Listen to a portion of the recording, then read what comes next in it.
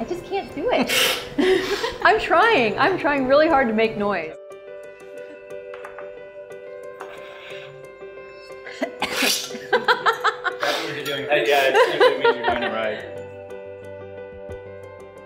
Cupping is really the heart of what we do here at Kaldi's. It's really what the whole industry at some level is founded on. So for us, we take it very seriously. It's how we evaluate all the coffees that we're going to buy. It's also for quality control and education as well. When you are tasting, what are you looking for? How do you evaluate that? Yeah, so coffee scored on a 100-point scale, and at Kaldi's we're into specialty coffee. Specialty is anything that scores 80 points or higher on this scale. The scale is mainly used internally, so it's not something that's broadcast to customers necessarily, but it's really a tool, a training tool, but it's also a way to communicate all over the world globally. It's really the international language of coffee. In our roast facility, we get coffees from all over the world, and we'll see coffees next to each other. One will be from Brazil and one will be from Africa somewhere, and it's really cool to see coffees all kind of meet back together in St. Louis. So we're pouring about 205-degree water on the coffee for the cupping process, and that's about ideal brewing temperature. And one thing about cupping and the reason why we do it and the way we do it is it's an easy process and it's repeatable. This can be done all over the world by people in labs in Ethiopia, Brazil, to Sumatra. So that's an important part of it. You need a grinder, you need clean hot water, and you need coffee, fresh coffee roasted. For us, relationships at origin are a big deal and a big part of what we do here at Kaldi's. And there's a couple reasons for that. But really it helps us improve quality along the whole supply chain. It helps improve the farmers' lives. So we work with a number of co-ops, and we have for a few years now, where we give a lot of feedback on cupping scores and maybe ways that can improve things that they're doing at the farm level, so we can share ultimately with our customers. And they look very different. Yeah, so we have coffees literally from all over the world. The density of the bean, where it's grown, the altitude, all that has effect on the look and the taste.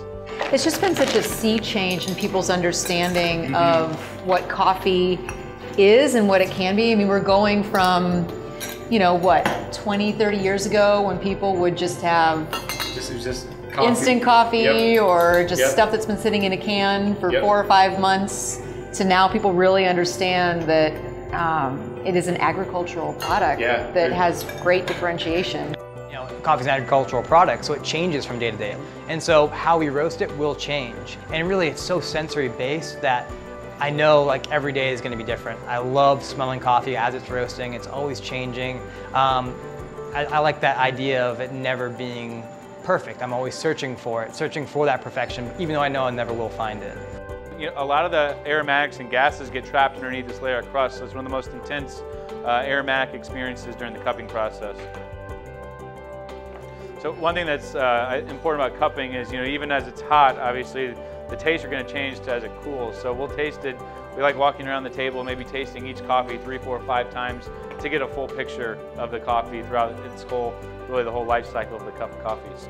So take us through the process. Yeah, so we would take a little bit on our spoon, about the size of a quarter, something like that, and then literally we're going to slurp it across our palate. And we do that for a few reasons. One is to spray it across all of our taste buds, so we want to taste the coffee as best as we can, but also is to aerate it in our mouth. We want to, basically engage our sense of smell while we're tasting, so that's a huge part of this. We're learning so much.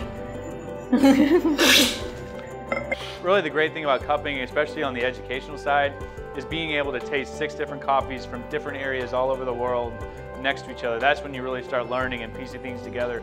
Like, what does this great Ethiopian coffee taste like? Well, when you're just tasting it next to other Ethiopian coffees, your reference isn't quite the same. So having all these on the table is a big deal. And that's the other thing I said too, is coffee is so personal. Like, when you're tasting this, this is a great coffee, but so is that one. And this might be in your taste preference zone and that one not, and that's okay. Really, we like to get people excited about it and hopefully open that door to where they are excited and they're interested. So that's really the key for us.